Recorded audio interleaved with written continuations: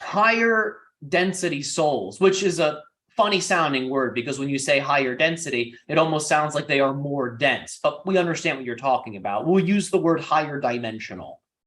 It's a little clearer for people that are listening that are less familiar with these terms. Higher dimensional beings will choose Earth incarnations because there is greater levels of possibility here. And some of these possibilities are not available in the idea of higher dimensional realities. So think of it like this. When you are a higher dimensional being, you are not physical. You're either quasi-physical, like we are, or you're completely non-physical. You exist within a spirit body. These higher dimensional realities are incredibly useful. It allows for souls to absorb higher dimensional energies that grow them, that nourish them. Imagine being able to absorb the energy from a sun directly without it burning you up. Rather, the energies from that sun inflame your heart with passion. They activate your spiritual centers. They guide you towards greater levels of enlightenment. That's what these higher dimensional realities are like. In a certain way, you could say that they are more yang. They are more positive. And in that way, you could say that they are, in a sense, based in an imbalanced polarity. Now, we know that might sound strange, but think of it like this. Souls desire to have all the necessary experiences needed for their holistic growth. If you stay in a reality as a soul that is purely positive, while that is useful, it will eventually become a limitation that you need to move on from because the positive energy can only teach you so much without the negative energy to contrast it. So when you are basking in the light of source, it's easy to say, yes, I know my true nature. Yes, I know my purpose. Yes, I know we are one. It's easy because that's all you're surrounded by. It's another thing to take that knowing and to then test it out in a polarized reality like Earth. Earth is sort of like, you could say, a spiritual testing ground where you get to really show yourself these ideas through experience. You reveal to yourself these fundamental truths through experience, through challenge. You're able to show yourself as a spirit that these things are fundamental to you. And when you test these things through overcoming negativity, it's almost like you're developing muscles. It makes you stronger as a soul. It makes you stronger as a spirit. So these higher dimensional souls that exist within these positive light realms will come to Earth because it allows for them to refine that positivity. It allows for them to sort of test out what they're capable of through overcoming challenges. When you overcome challenges on Earth through the idea of remaining in a positive state, you crystallize that positive energy in a physical way.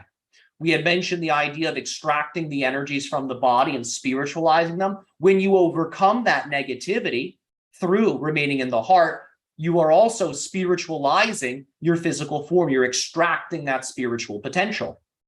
You're making it manifest through the overcoming of challenge. In addition to this, the Earth also allows for you to experience physical pleasure. It allows for you to experience physical sensation. It allows for you to experience the idea of being a finite being. It allows for you to experience the idea of sort of being half animal, half God, half animal, half goddess.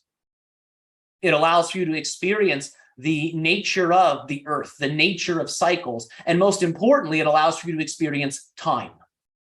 It allows for you to experience linear time, which is also a very, very special experience of time that is truly only available in its fullness within physical reality experiences.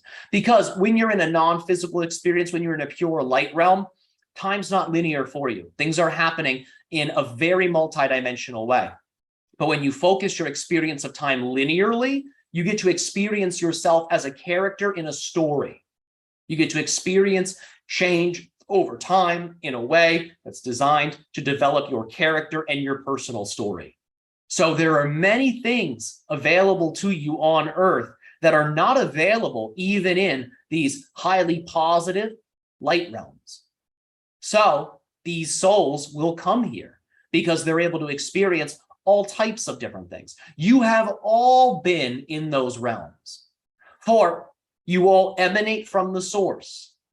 In terms of the next level, paralleling your universe, the star world is sort of one level below the source level in terms of manifested reality matrices. So you have all existed in the stellar realm. Every single person on your planet has had lifetimes within these highly positive light realms. These are the realms of the star world.